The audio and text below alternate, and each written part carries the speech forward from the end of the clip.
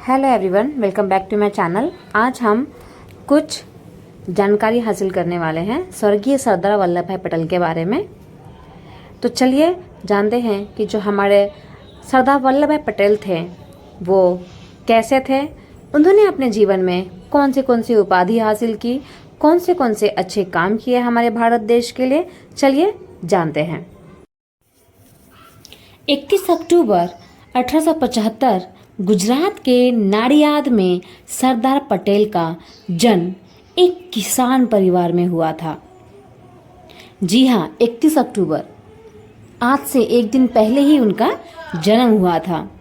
उनके पिता का नाम झवेर भाई और माता का नाम लाडवा देवी था। सरदार पटेल अपने 3 भाई बहनों में सबसे छोटे और चौथे नंबर पे थे।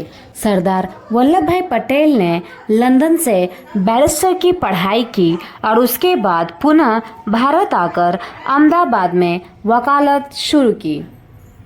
सरदार पटेल ने महात्मा गांधी से प्रेरित होकर स्वतंत्रता आंदोलन में भाग लिया था। सरदार वल्लभ भाई पटेल ने सबसे पहला लड़ाई में योगदान खेड़ा संघर्ष में दिया था। जी हाँ, खेड़ा एक जगह का नाम है, एक प्लेस का नाम है जो एरिया सूखे की चपेट में आ गया था और वहाँ के किसानों ने अंग्रेज सरकार से टैक्स माफ करने की छूट मांगी थी, पर अंग्रेज किसी भी कीमत पर टैक्स पे छूट नहीं देना चाहती थी।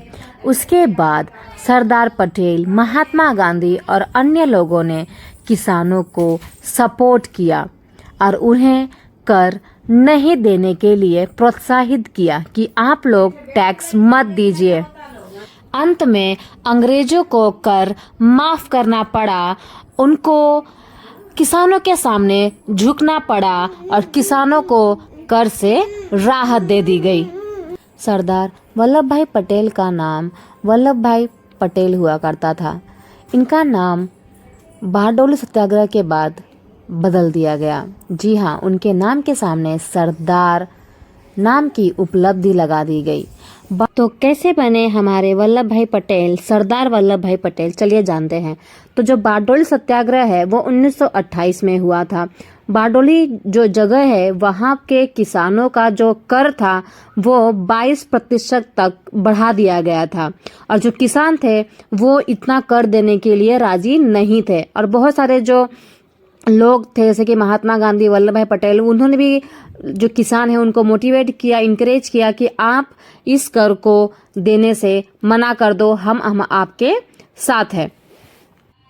सब लोगों ने जमकर विरोध किया इस कर के खिलाफ और अंततः लास्ट में क्या हुआ कि जो अंग्रेज है उनको किसानों के सामने झुकना पड़ा, हार माननी पड़ी और उन्होंने ये जो कर में वृद्धि की थी उसको वापस से कम कर दी और वो कर दी 6%। जिसके बाद जो वहाँ के किसान थे वो बहुत ज़्यादा खुश हुए और वहाँ के लोगों ने ही वल्लभ भाई पटेल को सरदार की उपाधि दे दी और तब से ही हमारे वल्लभ भाई पटेल सरदार वल्लभ भाई पटेल के नाम से जाने लगे।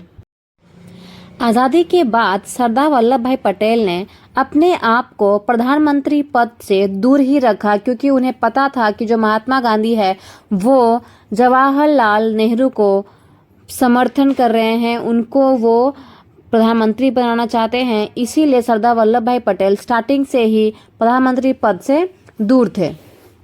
तो आज़ादी के बाद पंडित जवाहरलाल नेहरू को हमारे भारत का प्रधानमंत्री बना दिया गया और सरदार वल्लभ भाई पटेल को उप प्रधानमंत्री और गृह मंत्री का पद सौंपा गया।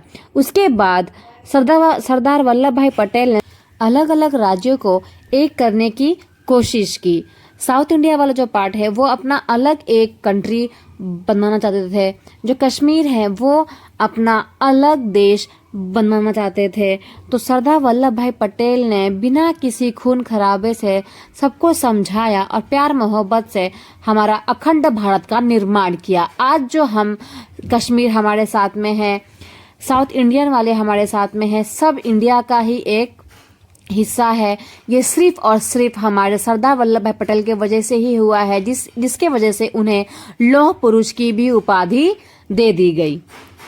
सरदार वल्लभ भाई पटेल को लौह पुरुष की उपाधि मिली थी, इसीलिए सरदार वल्लभ भाई पटेल की लोहे की मूर्ति बनाई गई है, स्टैचू ऑफ यूनिटी के नाम से जानते हैं। तो ये थी सरदार वल्लभ भाई पटेल के बारे में कुछ जानकारी।